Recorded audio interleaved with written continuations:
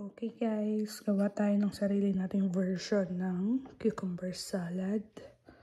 So ang ginamit ko na yogurt is the Liberté Greek lemon yogurt para meron na siyang lime taste or lemon taste. So minix ko muna mabuti yung yogurt, yung Greek yogurt natin kasi yung katas ng lemon sa ilalim is medyo nakahiwalay. Kaya minix ko siya ng separate. After that, lalagay na natin yung Kewpie na Japanese mayo. Tinatansya ko lang guys, pero kayo nang bahala magtansya sa sarili nyong panlasa. So paunti-unti muna yung lagay. Actually, pwede mo na itong alugin sa container. Pero ako, dahil talagang first time ko to, is medyo nagtatansya-tansya pa ako. And wala akong sinunod na recipe or yung procedure. Basta ito lang yung dalawang gulay na ilalagay natin. Tingnan natin kung ano magiging kalabasan niya. So, siguro kapag maganda na yung kulay or yung blend, stop na tayo. Lalagay natin itong mga hiniwa-hiwang cucumber, manipis na hiwa lang. And hindi tayo maglalagay ng sugar. Ang lalagay natin is honey. Then, lagay na natin itong hiniwa-hiwa natin. Sayang naman nalaglag. Mga onions. Ginamit ko is yung red onion para medyo may contrast dito sa color green. Andin ako na naglagay ng fish sauce, so maglagay din tayo. Pero halo-halong version siguro itong gagawin ko. At naglagay din siya ng chili garlic. Since may chili garlic tayo dito, maglalagay din ako.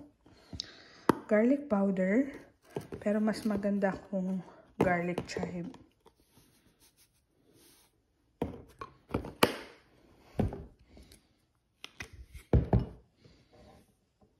Lagay tayo ng a little bit of, siguro mga 1 spoon of honey.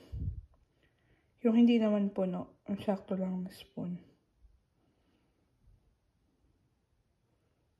Ayan, siguro tama na to. Medyo mabango na siya. Maganda yung lemon na yogurt kasi citrusy yung lasa niya. Siguro alugin na natin. Ayan, naglagay na tayo ng chili garlic. Konti lang kasi hindi ako mahilig sa maanghang and itatry lang talaga natin. Naglagay ako ng ground black pepper.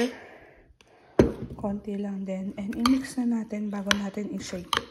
Kasi walang masyadong space sa lalagyanan ko. Baka hindi siya ma-shake ng maayos. Kaya, inimix ko na siya dito. At ayun nga, hindi pa tayo nakontento.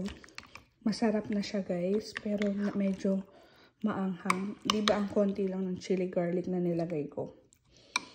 So, kung hindi kayo mahilig sa maanghang, huwag nyo nang lagyan ng chili garlic. Hindi siya appropriate para sa mga maanghang. Ay, hindi maanghang kumain. Kasi konti nga lang nilagay ko, pero lasa ko yung anghang.